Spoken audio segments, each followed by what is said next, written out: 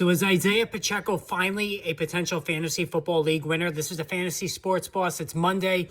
Going to be doing a live stream later today, probably around 6:30 or so. So make sure you tune in for that. A lot of injury news to go over. Cooper Kupp, Zach Ertz, a lot of key players that went down in Week 10 that we need to discuss. Now, in terms of Isiah Pacheco, it certainly took a long time, 10 weeks to be exact, for me to get on board with any kind of fantasy football value for Isiah Pacheco, the rookie 7th-round pick of Rutgers. You know, he was one of the main storylines in early summer, early training camp, early preseason games. But, you know, showed a nice acceleration, nice burst, but he was very raw coming from a Rutgers program where he wasn't overly impressive in terms of yards per carry, was not much of a factor in the passing game as well. I preached patience. I said, listen, I don't think this is going to be a thing. Certainly not at the outset of the season. Clyde Edwards-Helaire was still there, was going to be used as a starter. Jerick McKinnon, who did some really nice work down the stretch for the Chiefs the prior season, is an Andy Reid favorite.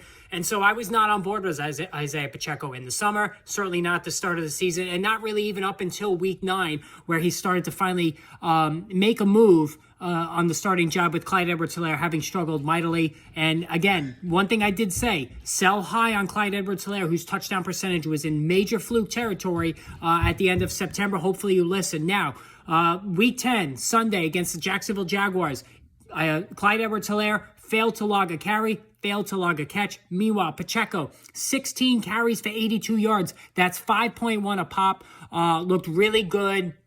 Certainly, you know, no receptions, no targets either. And truth be told, he only has 3 catches on the season. So at least in standard leagues, and even in PPR leagues, you know, he may eke out low-end running back 2 value, but he's more of a flex. The workload alone makes Pacheco a potential difference maker. I'm not going to say he's a league winner just because he's not catching passes, and this is still a pass-first offense, and he did lose a fumble against the Jaguars. I'm not going to say true league winner. Difference maker, yes. You know, any association with an Andy Reid, Kansas City Chiefs offense is important in terms of fantasy football. Pacheco clearly has speed. He has breakaway ability. He has good power, just not much of a receiver at all. And, you know, the Chiefs are going to remain a pass-first outfit, even around the red zone. Mahomes 4 touchdown passes in the game yesterday. So if Pacheco is available on waivers, I would make him a priority add this week for sure.